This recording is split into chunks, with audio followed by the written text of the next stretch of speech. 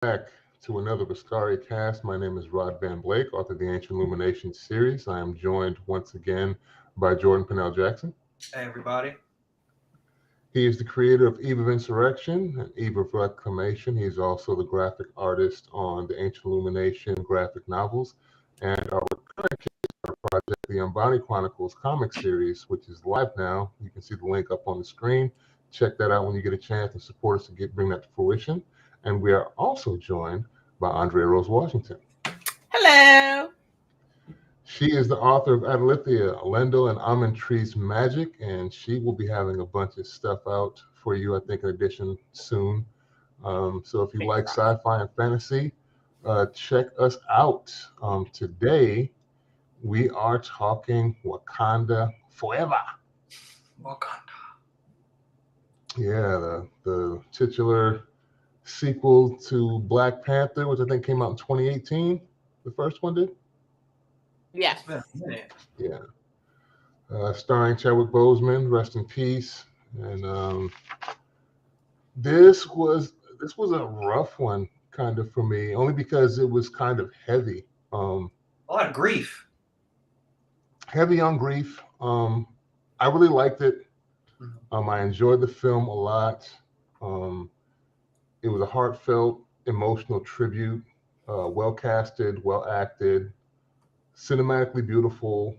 Namor and the Talokan were an interesting take on the Submariner from the comics, and is often in the foil for Black Panther, and avoided one of the mistakes from the first Black Panther. Hats off to Ryan Coogler, Angela Bassett, Letitia Wright, Lupita Nyong'o, Denai Guerrera, Winston Duke, Tenoch Huerta. They all did wonderful jobs. I forget the actress' name who played Riri, but she was in there as well. I enjoyed it. Just to step our toes in the water, icebreaker. What were y'all's initial impressions of the film? Cried a lot. It is. I cried a lot. I was like holding it in most of the time, like, how are we gonna get through this? But just my first impression was I was just happy to be back in this world, and I had this immediate feeling just about us as Black comic book creators and writers and authors, and it's like I really want our stuff to be on that level, because we can't just leave it at Black Panther. Like, it should not stop there. Like, it needs to be more content. We need to get more content on that level. So I had that going through my mind the whole time, but it was just like, the movie was beautiful. As you say, it was a lot of grief. Everybody was acting. It was, they were acting. Like, everyone did an amazing job. The action was amazing. There was no lackluster CGI, which I was happy about. And a nice climactic scene. It was just overall just a solid movie. I don't want to give anything. We're not going to give anything away yet. But it was amazing. I really enjoyed it. It was a very good sequel. Yeah. Andrea? I loved this movie. It was amazing. It was beautiful. It was, to me, it was what the first one was trying to be, and everything. It was like, there was no part of this movie that I don't want to not watch again. Like, I would watch this movie all over again. There's no fast forward through any scenes. This one is, from the very beginning, it was just seeing how all the characters were interacting, seeing how they were emoting. It was so real. It was so visceral. I was tearing up in the theater. The little girl who was sitting next to me was tearing up as well. The guy sitting across from me was tearing up as well. I saw him wipe his eyes a couple times. It was just a very beautiful movie. And it does go to grief, which is like what all of Phase 4 has like been about, like dealing with grief and moving forward and coming into accepting whatever hardships you're going through. And this one was like, I need to see it again and again and again after that. Like, I'm gonna. What'd you say? That's what I'm watching tomorrow at like a matinee show. So Like I don't even know when I have time again to go to the movies to see it. Like I bought this ticket like the moment they went on sale. So I'm like, I'm gonna have to find another day to go see this movie again because it was just that good. Okay. I never really paid twice. Yeah. Yeah. It was amazing. First off, I think it was amazing that they gave us anything at all, given all of the things surrounding the film. Yeah, of course, we had the passing of Chadwick Boseman. We had Letitia Wright, who was in some crazy accident, I guess, with the motorcycle during the shoot that put her out of commission for a while. They had to redo the script a number of times. It's not a perfect film, and I did have some issues with it, but I'm like I said, given everything surrounding it, it's like I'm amazed that they gave us anything, within the same time frame that we got it, with everything swirling around it. Like I don't know how you guys feel about having to restart this project. What were we saying, Jordan? Oh, go ahead, Jordan. I was just saying, and also because of COVID stuff, just the pandemic had an effect. Yeah, that's what I'm saying. That was part of it. A lot of it, yeah, you had Letitia Wright, and I was like, oof, where is this movie gonna go? But we got it, and I was like, yes, it was perfect to me. It was perfect. We gotta jump to the come on. Let's. That's what we save for the end of the second half. That though, I am shocked because I really didn't know what we were gonna get because of everything Rod said. Like I didn't know I didn't know how this movie was going to stand up to the level of other Marvel movies with everything sort of going against it. You lost the lead character who this movie was about. All the accidents. You're trying to film during COVID. You don't know who wants to get vaccinated or not. Also, you're coming off the backs of the original Black Panther, which it was huge for our community. It was amazing. It was a good movie. And then like you need to make sure you don't go lower than that. You don't want to have the sequel. You don't want to have like the curse of the sequel of never being as good, being always played out. And I feel like Marvel has had the ability where their sequels are always a little bit more enjoyable than the original. And if you don't, and there's some instances where that may not always be true, but like you don't want to be that one where it's like, oh no, you don't want to see the second one. That one is not as good. Iron Man 2 was Iron Man 2 was trash. Thor: Dark World. That too. See, those are the ones that didn't work. But like I love. You know what had a good sequel though? So Captain America: Winter Soldier. That was Soldier was amazing. Was really one of the best films. So like that was a great sequel. I loved the second Avenger movie. That one was amazing too. Ultron was like a badass villain. I loved him. And so I didn't know which category this one was going to fall in. Was it going to fall in? Okay, you were trying to do too much, and I know what you're trying to do, but it didn't work. Or is it going to fall into the you had everything against you, and somehow you pulled it through without being cheesy and without having to reinvent the wheel, so to speak. Yeah. It was trying to do too much, but I think that's kind of part and parcel of this whole overview connectivity that it has with so many other things, and the seeds they're planting for the next phase in films, TV shows that Disney Plus is about to release. So some of the characters, some of the things that they put in there, I think were they could have been left as seeds and not really drawn out the way they were, though I understand why they did draw them out the way they do. I don't think it had the same impact as the first film. Was kind of tough to do that, but I do think it did have a tremendous impact this time around, which I'm glad to see with all of the inclusivity and other cultures being involved as well. They were just as meticulous, I think, this time with doing the research, with the clothing and the cultural makeups of the new characters, keeping them up with Wakanda. I don't remember seeing the water drummer, last time in the first Black Panther. Oh yeah, the Yeah. tapping on the water. I was like, oh, okay, got something different here. Let's go. And the scene with Queen Ramona when she's talking to the UN, the dudes, because it seemed like the same people had like a little, I don't know, like a slick back mohawk on the top of their head, Like, sitting next to her. I don't know what they had. I was like, I want that. Let me get that. I want to wear that.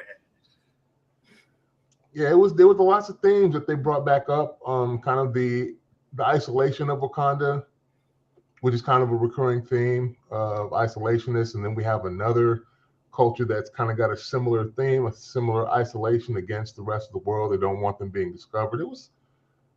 It snaked a lot of things in there, which I thought were well done, but I did think at some parts it was kind of like doing too much. And you're right, Jordan, it didn't have the video game esque CGI fight at the end, but really for me that was really the only thing that they messed up in the first one. And that as much as a lot of people didn't like that, I don't think that detracted away from the entire film though. Oh no, it detracted from me.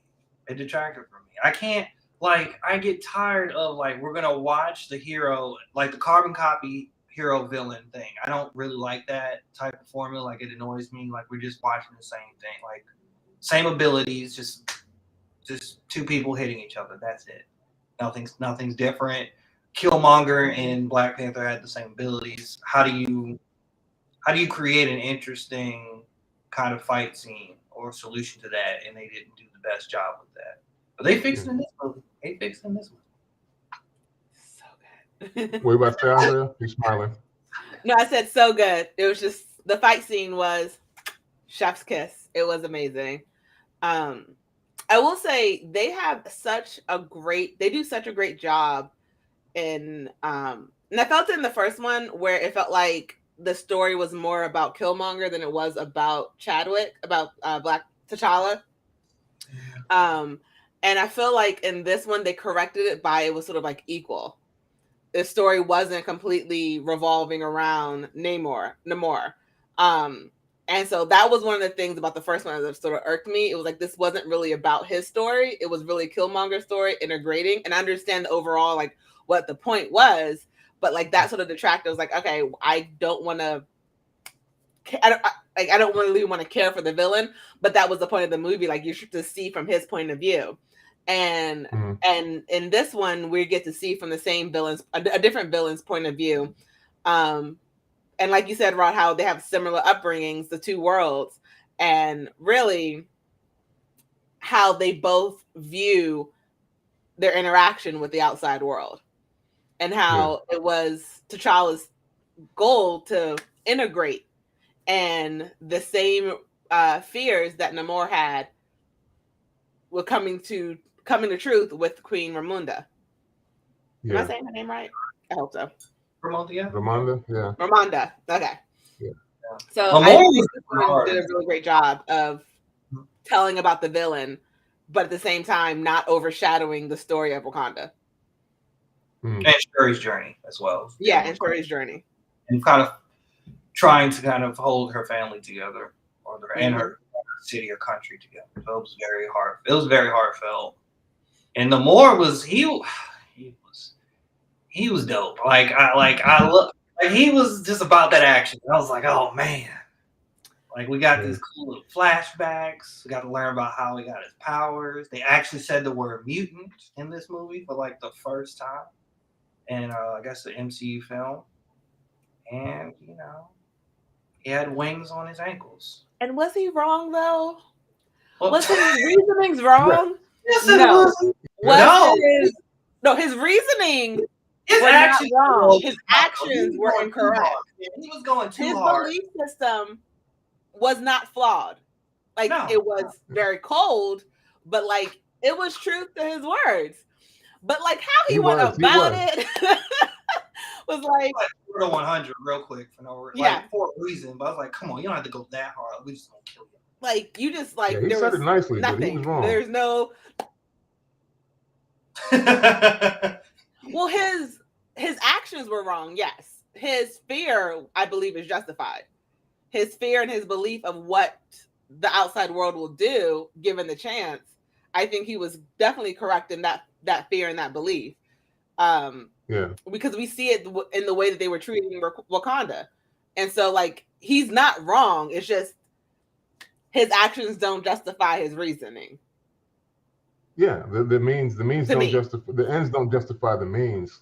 He is wrong. Yeah, and that's kind of they do kind of do the same thing with him as they did with Killmonger, as they kind of reel you in and let you identify with his story until he does something so far wrong that you're no longer you're kind of in the wrong for going with him at that point. But up until then, you're like, okay, he's right. These people are digging underwater trying to find vibranium, and they're encroaching upon a sovereign state that they don't even know is there. So he's right to want to protect his resource and protect his people that have been left alone for so long. But then the way he goes about protecting them, it's like, I want to still be with you, but when you off certain people at that point, I'm like, I can't. We can't ride with you no more. And I think that's done purposefully so that you have to make that turn with them, kind of. And so I see what you're saying, and I do agree, but I have to say, besides that one action, I supported him so much more than I ever supported Killmonger. Because, like, only because the introduction of him was great. How they, yeah, that kind of grisly darkness of like the siren songs and like having people walk off the ship. I'm like, what's going on? But I have to say, like, unlike Killmonger, whose reasoning was, I understood where he was coming from, but like, you didn't need to go to the degree that you were going to. Like, the actions that you were trying to stop didn't really at all. Like, your actions didn't justify your means at all. Like, to the level that he was going to. Like, okay, you could go there to change, but you just want to start an all-out war out of, like, almost seems like nowhere. Like, you're upset and you're hurt and you're acting out of vengeance, but like, there's other ways to accomplish your goal just than going out in war, versus someone who's like, all right, look, I just want you to stay away from me and my people. Stay away. That's all I ask. And now you're encroaching. Like, we were good. We were fine. Like, I don't want to be near you. Stay away from me because I see what you people do. And it's like, don't start he's like, I'm going to finish the war before it starts. And I'm trying to start like an unjust war.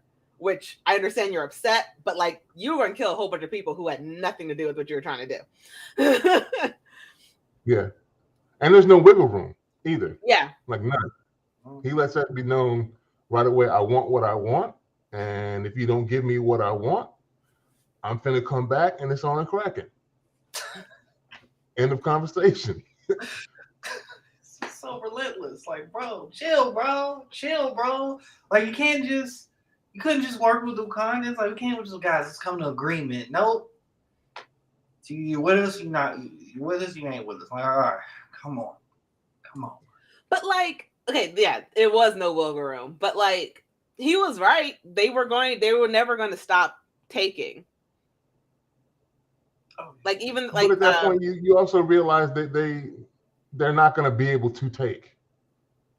They're just not. Same thing with Wakanda. But they're going to keep trying. And then that was going to turn into, like, what do powerful countries do when they don't get their way? It never ends. There's never no casualties when a powerful country doesn't get their way. And it's like, look, I'm putting an end to that before, like, don't even try. Because let's be honest, they were trying in secret. They had covert, like, they were going to try and find a way around whatever rules were saying they can't have everything that they want. And while the Wakandans were trying to be peaceful about it and saying, stop, Namor was like, look, I'm just going to end this right now because you're not going to listen. We've told you no. They told you no. You're not listening to them. The answer is no. And I'm taking the lives so that you understand I'm serious. Like, that's wrong. But like, they were going to keep trying. They were disrespecting Wakanda because they believed they deserved what they wanted. Yeah, they believed they had a right to it when they didn't. Mm-hmm. And if he wasn't going to give it to you, then we're going to try and sneak and take it. But I'm saying there, as a world power, comparing the countries that are trying to take, obviously, I don't think there's ever a point where they're going to overtake them and just take it. Oh yeah, no, they were never not in going. large quantities, because we've seen Claw snuck some of it out from Age of Ultron and beyond in the Avengers films, that he had got some of the vibranium out of Wakanda, but not in like mass quantities. Oh yeah, no, they were never going to succeed. Yeah. It's just people were going to die in their process of trying to get it. Yeah. Let's take a quick break, and then when we come back, we'll get into more of kind of a spoilers discussion and give our final impression and grades kind of on the film. We'll talk to you in a second.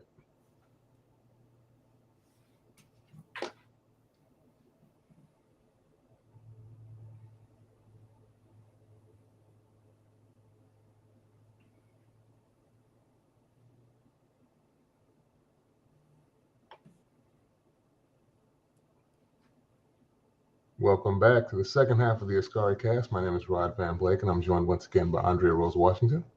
What is? And Jordan Purnell Jackson. Hey, everybody. And now we're still discussing Wakanda Forever. So if you have not seen the film yet, this is your chance to bounce out of here, because we're getting into our spoilers. As I said, this was, I think, a wonderful movie. For me, it wasn't as good as Black Panther, mainly because it was a heartfelt tribute to a lost loved one, and that was like a constant reminder of what was missing from this film. Everybody acted their ass off for the most part that I saw. Only one that kind of annoyed me at times was Riri, because she was a little too jokey for the rest of the tone of the film. But I think, and the fact that they made her a MacGuffin is kind of annoyed me. It wasn't with the character itself, but they made her a MacGuffin in the film as the thing she was a plot device. They were the thing that everybody was after, aside from the vibranium, that they chased her around. And I really, to be honest, I didn't like the suit. You didn't like the design, Rod? Yeah, the Ironheart design of the suit that she made, and especially because you've seen the stuff that Tony Stark came up with, and then you see she's got Wakandan tech at her fingertips at the time when she makes the second suit. I'm like, come on now, this thing looked like it looked like a was a pop Funko. I don't like. Come on. Oh man, come on. It did, man. It was perfect. It was a pop Funko.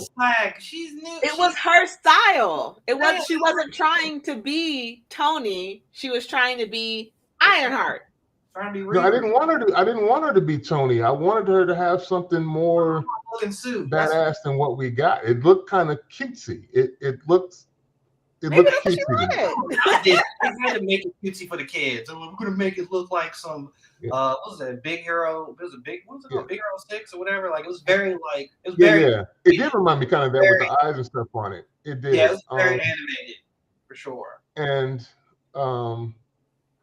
they were trying to reprise some of the same themes that they had in the first Black Panther movie, where we saw, you were saying it was too much focused on Killmonger. It wasn't as focused on the villain, but they were representing them as two sides of the same coin, with Shuri and Namor, who had both lost a lot, end up losing their mothers, and him dealing with his grief the way he wanted to after losing. He was bent on vengeance, and her with the kind of constant thing, because we start out with the funeral of T'Challa, and then she decides not to burn her clothes, and good thing she didn't, because we have a second funeral right after. And I was floored. I did not think that they were going to kill off the queen. Yeah, I didn't see that coming at all. That was like that was painful.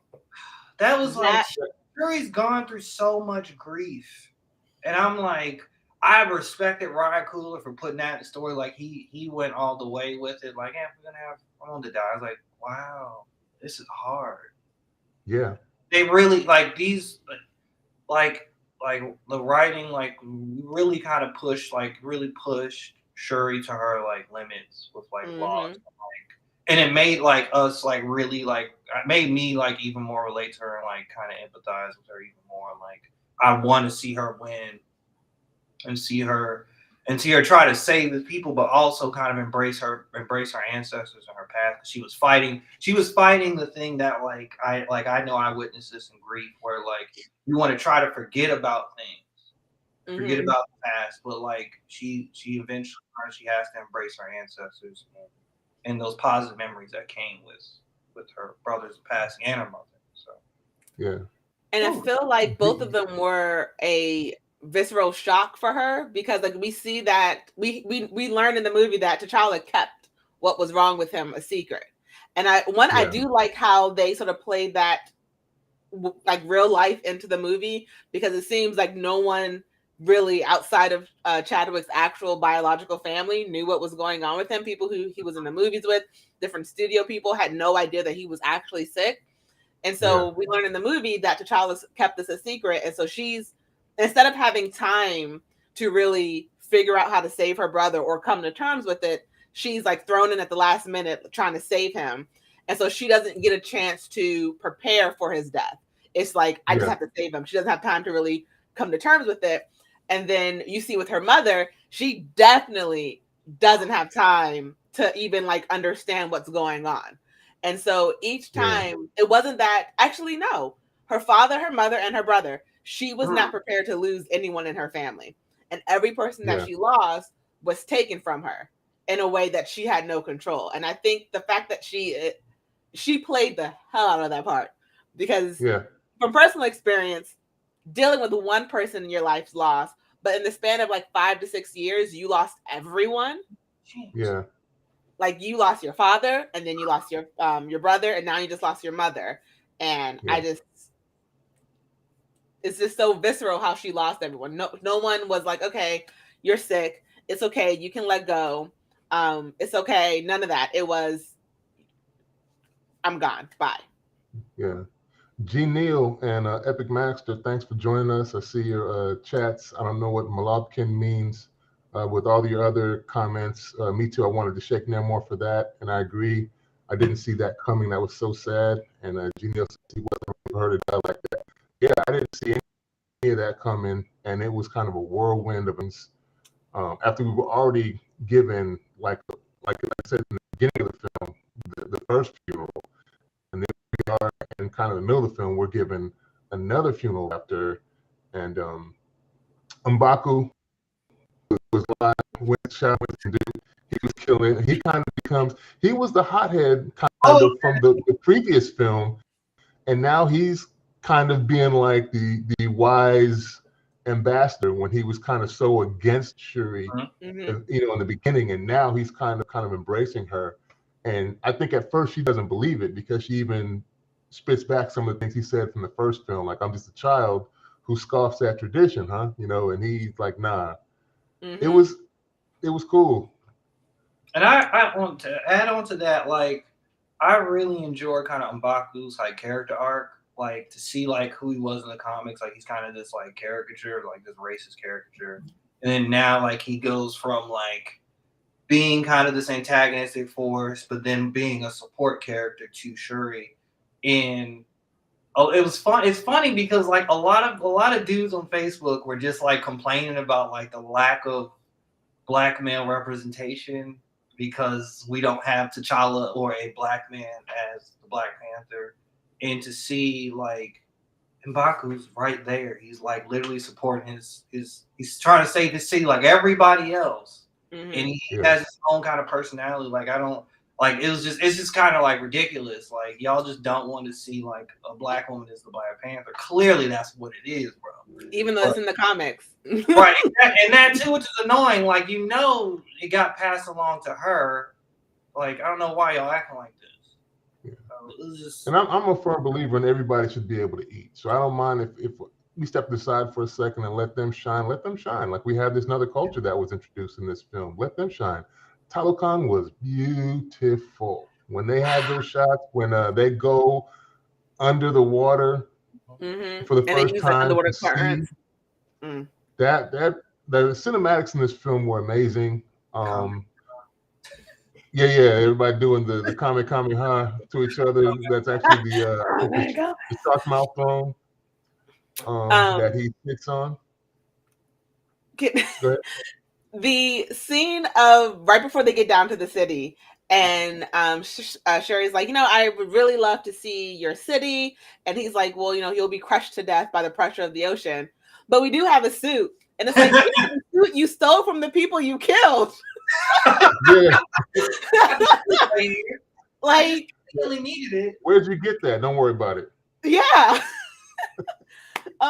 This is a suit that belongs to the people you killed in the very beginning. I will have to admit, my cold dead heart started building a ship that was destroyed after the queen died. Oh yeah. Wait, you were shipping Ramona and Namor? No, I was shipping Shuri and Namor. Okay, no, I think we all were. I thought I went completely left with that. I was like, wait, what are you doing? No, I was building, especially the underwater scene. Started building it. I was like, oh yeah, romance. It was a whole romance right there. Like it could, I thought about it too. You weren't the only one. And he gave her that neck, gave her the bracelet that was from his mother. I was like, come on, yeah, man, got a whole marriage. Like, that would have been very positive. That ship together. I was like, let's go ahead and build this. This is gonna happen. And then nope, the ship was destroyed. I was like, you can't come back from that. You can't forgive that. Like, you can't come back from that. You can possibly come back from an attack on the city. You can't come back from, you killed my mom, dude. You on purpose, not by accident, you on purpose killed my mother.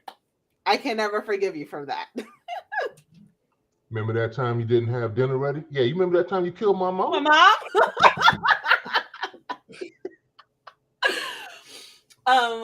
So on social media, like TikTok and Twitter and everything, people were talking about how, like, so in the comics, Namor is obsessed with Sue Storm. And so a lot of people were saying, so yeah, I guess it's in the comics, he's so obsessed with her. And so people were saying with this Namor, it doesn't seem like that's going to work with Sue Storm. So they were wondering now if, like, it would be he's obsessed with Shuri. And it's like, well, that's not going to work because he killed her mom. Yeah, no, that ain't going to work. Yes, the ship got sunk real quick. Hey, Rob. It was kind of crazy. The fights in this were cool.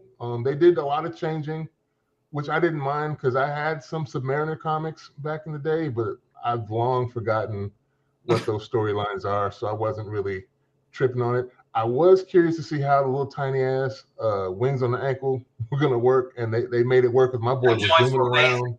He was evasive like a Super Saiyan. Like, bro, he was crossing up sonic cannons and ships. I was like, this is amazing. I'm like, he is skating on the air practically.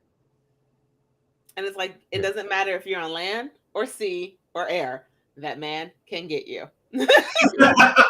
Like when they were in the helicopter in the very beginning trying to escape, it's okay, we're safe. Oh no, we're not, because he grabbed the helicopter mid-air, spun that ish around. It's like, nope, you're not gonna survive.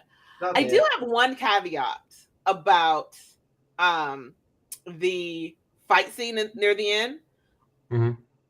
You couldn't have like built a huge ship that flew and like then put the thing in the water and try to, like, near the very end, like put the little device in the water that found vibranium, versus like being in a big ship and you're fighting in an ocean with people who can breathe underwater. Like, don't you want to level the playing field just a bit more? Like maybe just do a really big ship that flies, that doesn't need to be in the water, because I see like that was ridiculous for them to build that. Andre, like, so we have this giant helicarrier. I feel like it's like Wakanda. Like do multiple little ships. Only one of them can fly. Only one person can fly, and all you gotta do is get Suri and him onto the desert away. But like being in a ship in the middle of the ocean with people who can breathe in the water, you're already fighting a losing battle because everything that they have is built to fight in water. But you still, I feel like doing that kind of gives them a sense of like power and control. And so like I feel like she's able to kind of like just like they kind of set it up so they're on their home turf technically, but it works with the plan of like we're separating Namor from the rest of the group. So I like they're about to be like done until but so like sure there was land right there. Could you have one person on the ship and put the thing in, and then like they come on land and you fight on land with them? Like, why are you like I just felt like being trapped in a ship when they can breathe underwater, you go underwater, you're done. You fall off the boat, you're done. Like there was no level playing field. Like, okay, we're gonna go back to Wakanda, turn the engines on. They still are in the water. They can still win. Like I thought at And first the truth ship be was gonna told, rise out of the air, but like and truth be told, had Namor not ordered them to surrender at the end, it was a wrap. Oh yeah, definitely, most definitely. So it was just like, Wakanda, you're smart. Why are you fighting on their turf? Like, like you. I mean, they already came to their whole city and just messed it all up. So they really didn't. No, but I mean, like there was land. There was a desert where Suri fought Namor. Right, exactly. Like, so it's like you couldn't. She was flying forever though. She was kind of. Yeah, they had to fly a good distance to get there though. Yeah. Yeah, it wasn't. Yeah, they did. It probably took 30 minutes to an hour. Who knows? The thing is, they did.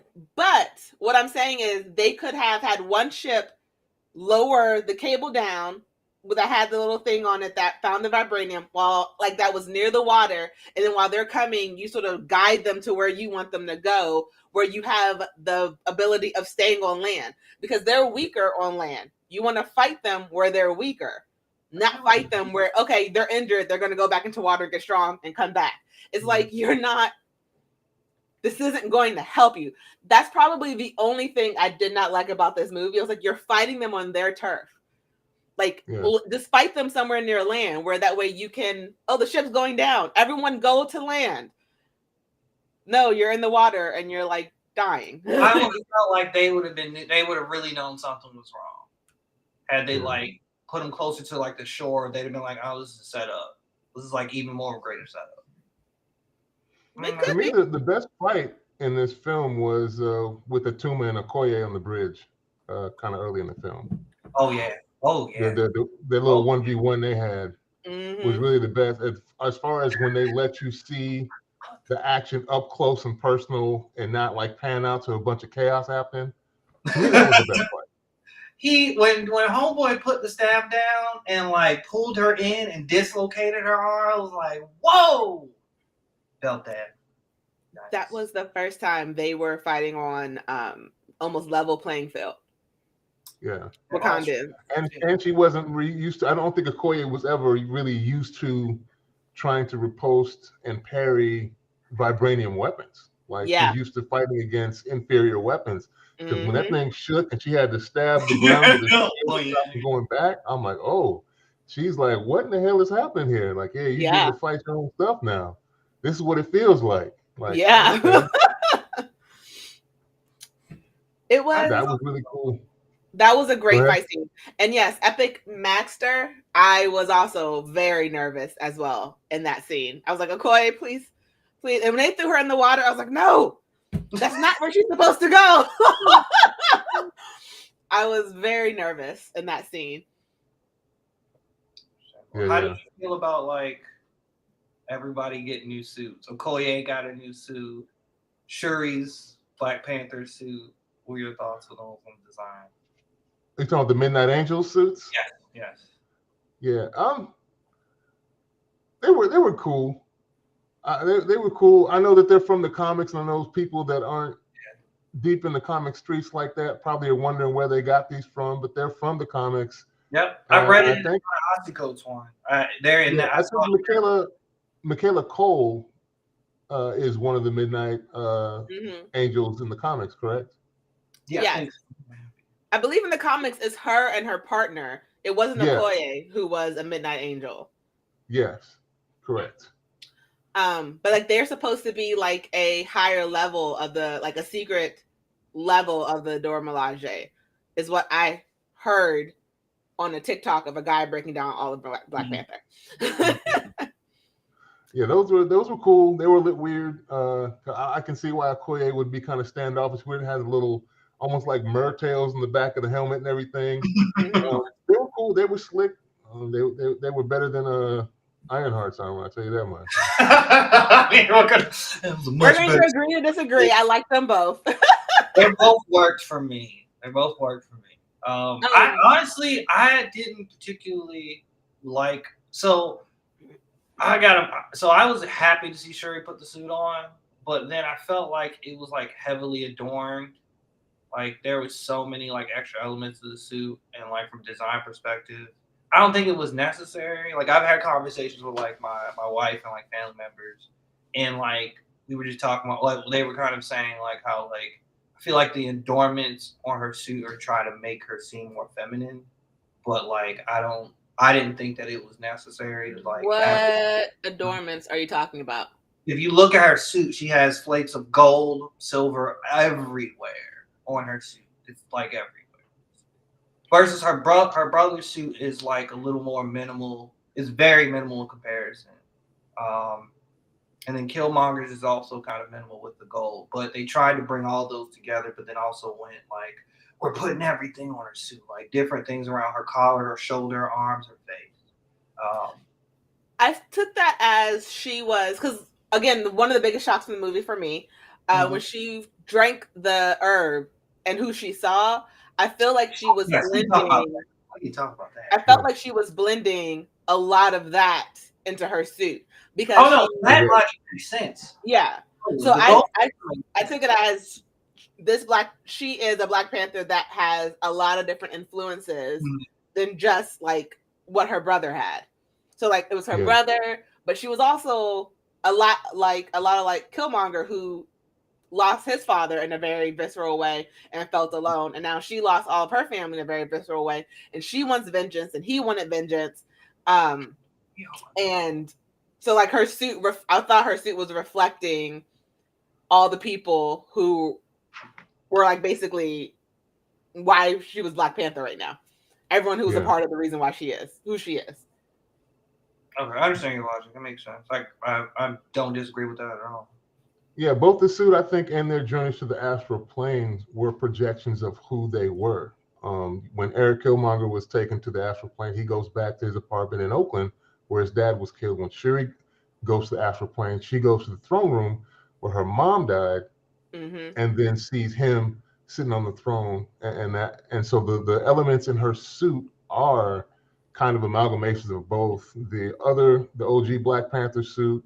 Her adornments are added on there because then, if you know, she had like the Sonic Panther guns in her hands when she slides down the side of the ship, knocking the Talocan off the ship, as well as the gold kind of Jaguar-like elements from Killmonger's suit. So yeah, it was kind of an amalgamation of all three of them. That's why there's probably so much.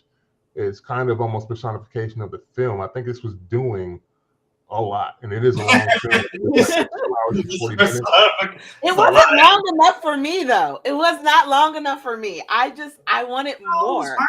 No, I didn't. It ended the way it needed to end. It was great. Don't overdo it. Don't overdo it. You know, beat the dead horse. I wanted to build the ship a little bit more before it was destroyed. Oh my god! You're like, that roll is get over it. Get over it.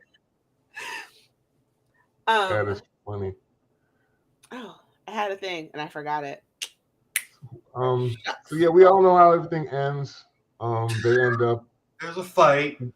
They win in the end and come to an understanding. We see that Namor is basically biding his time.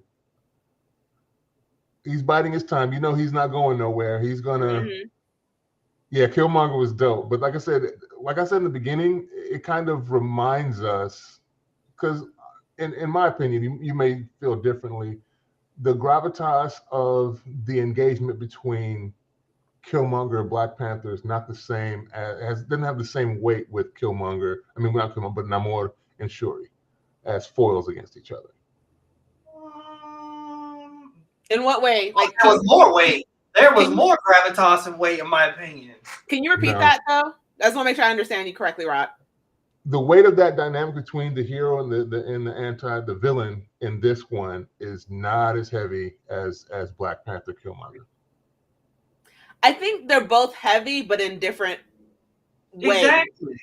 Exactly. Because for Killmonger and Chadwick, they were family. They were cousins. They were like Killmonger's trying to fight for the life he believes he should have had.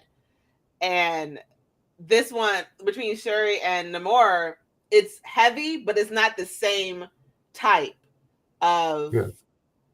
It's not the same heavy. It's a different kind. So I don't know if they can really be. For me, I don't know if they can be equated because this is her trying to get I back don't think at they the can. person who killed her father, killed her No, mother. they're Huh? just different. They're most Yeah, definitely they're different. But I don't like those two elements. Like I still believe that Black Panther 2 was an improved story and a better project.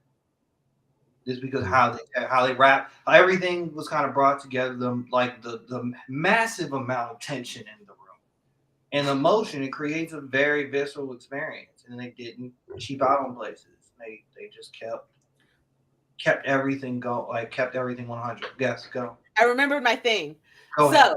So, did y'all notice that when the queen went to Haiti, one of the little kids that greeted her was her grandson? Yes. No! Yeah. Missed it.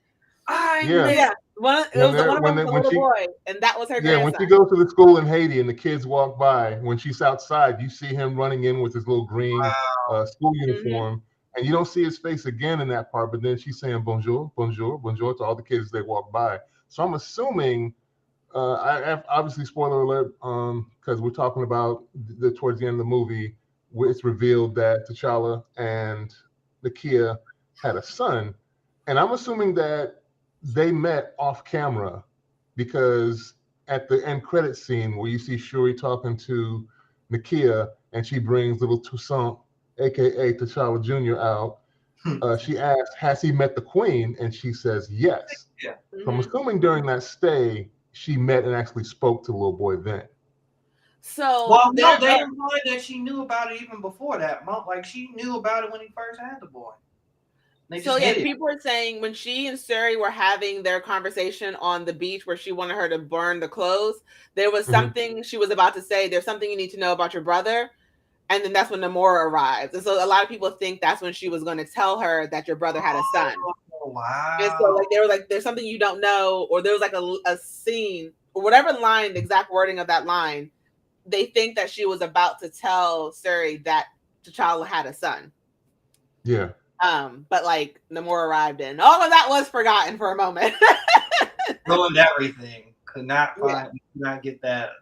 Now, granted, I don't know if she ever met the child. I can't say that, but I do think she knew about him before.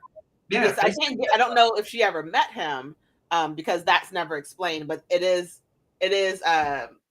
said that they think that she already knew about him.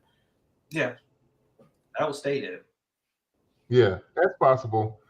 I'm just saying that the like definitely when Shuri asked, had he met the queen, and she's like yes, and so off screen there's at least, because the other one's kind of all of it's speculation, but at that point we can assume that they spoke off camera, and perhaps there was a more formal meeting then while she was sitting there at her house in Haiti when she was trying to get her to search for Shuri.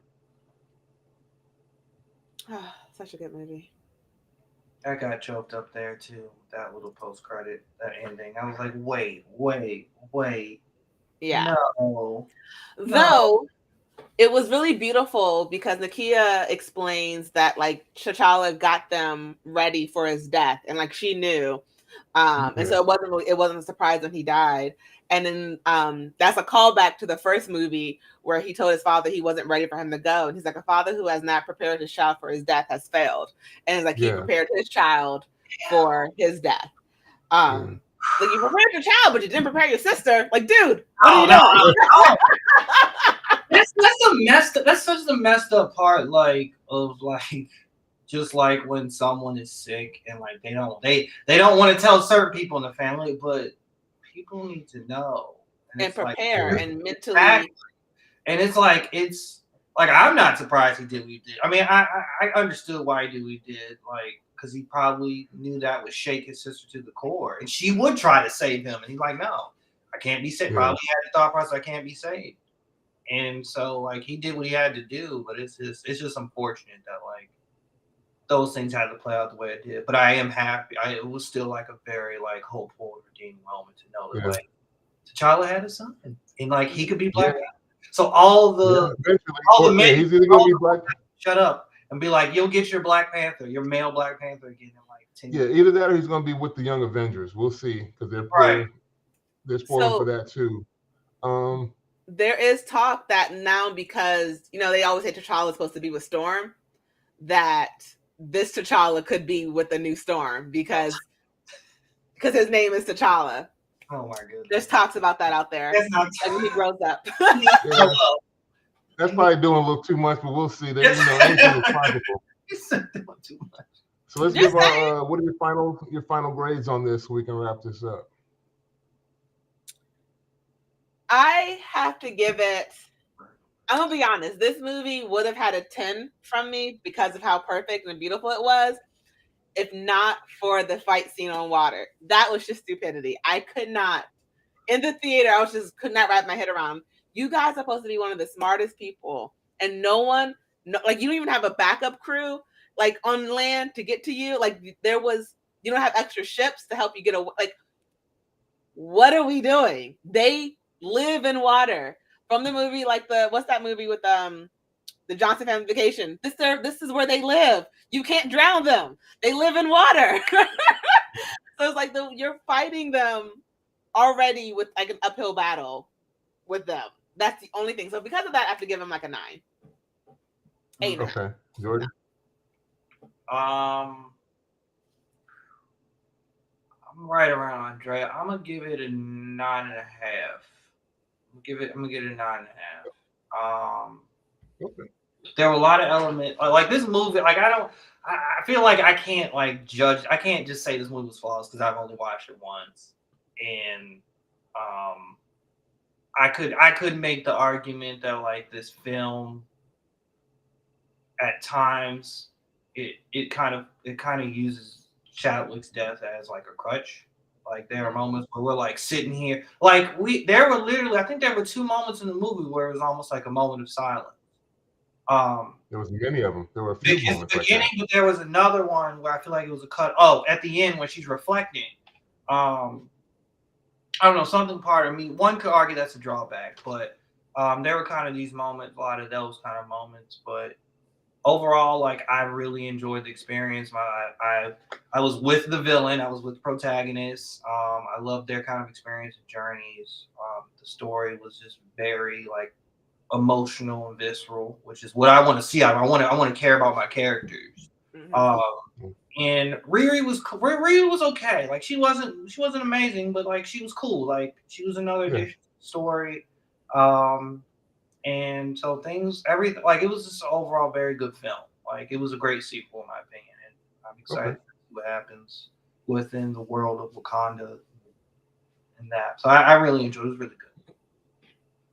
I did too. I give it an 8.5. Like I said, it is a sequel, and it had to be so much kind of all at once. It was a tribute to Chad. It was linked to all these other things that they were just dropping the member berries in for everybody to pick up, and setting up a bunch of other things, which was cool. But I think it added a lot of filler things in there. But cinematically, it was magnificent. Some of the vistas and shots that we got in the film were very beautiful. A lot of the action was good. It was a reprisal of many things. I like it a lot, and I probably will go see it again.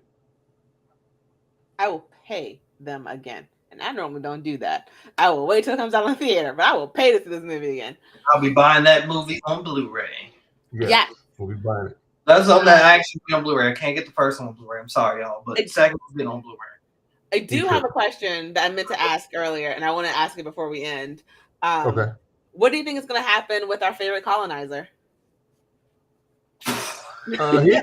He's probably going for the Midnight Angels. Ridiculous. He's literally invited to cookout. He's probably going to have like a safe house in Wakanda. He's going to have some type of diplomatic immunity. He can leave freely, or he has to stay in Wakanda, whatever. He's going to be there. The only white guy. Yeah, because Val, is putting the Thunderbolts together, so she's never going to give up. That's probably the only place that's safe for him. Put him in the Midnight Angel suit. That's hilarious. That would be a whole joke right there. Wow. Well, thank you guys once again for chopping it up with me. Epic Maxter, Rob, G. Neil B. Thank you for catching us on the live. And I think a couple other people, Felicia, if you're out there, thank you. Appreciate you guys taking the time out. There's a link. There will be links in the description to all of our websites. Don't forget to check out our Kickstarter. It's up on the screen right now, but if you look up Young Body Chronicles on Kickstarter, you should be able to check it out, support, and help us get these things off the ground. And this is why I say we need to create our own stories. If you have problems with the stories that are presented to us, you have no one to blame but yourself. We will talk to you all next time. Peace.